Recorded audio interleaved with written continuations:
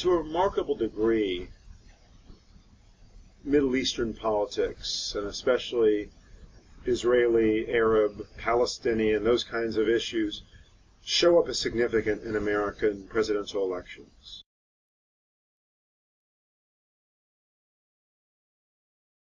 I say it's remarkable because, for the most part, Americans tend to vote domestically. We all know it's the economy stupid. We know that domestic issues are where most presidential elections have turned. And yet, in the foreign policy realm, I mean, even when we were at war in Iraq, the 2004 election didn't really turn out to be much of a referendum on the war, which was relatively unpopular. The president who'd started it barely a year before won a relatively easy re-election. The one foreign policy issue that does get traction in presidential elections seems to be issues surrounding, again, U.S.-Israel relations, the possibility of a peace process, where that stands. I think that will still be true in 2012. I think that the fact that there's conversation now about reopening the peace process, Obama will in part be judged, particularly by Americans with a strong interest in Israel, which tends to be Jews and evangelicals, the latter to an increasing degree in recent years. People's decision on how to vote will in part be shaped by that set of issues, along with domestic, economic, the usual.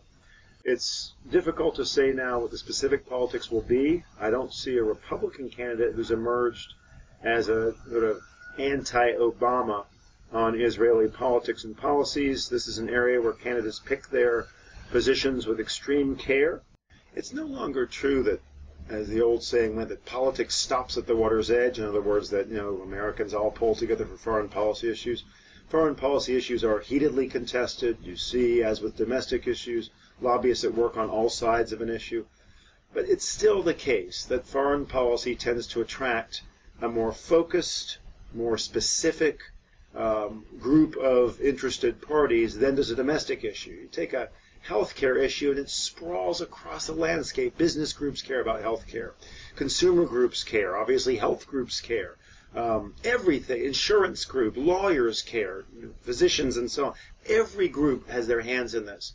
Something more focused like politics surrounding Israel, those who participate have a reason to be there. They either themselves are Israeli or have a Jewish heritage or have some particular interest or concern around this. So in general, foreign policy issue lobbying tends to be more focused. And it's not just that the issues and the policies involved are, more specific in area. It's also that the number of Congress people, staffers, administration officials is smaller as well. If you want to lobby on health care, you need to know every single member, basically, of the House and Senate, except for the most junior, maybe. All these different committees have jurisdiction. All these different members have health care committees or health care industries in their district and hospitals and so on. When it comes to a foreign policy issue, a handful of members are actually interested. Very small number of committees or subcommittees work on whatever issue that is. Handful of staffers tend to run the show. And so the lobbying is much more rifle shot, shall we say, than some kind of scattershot approach.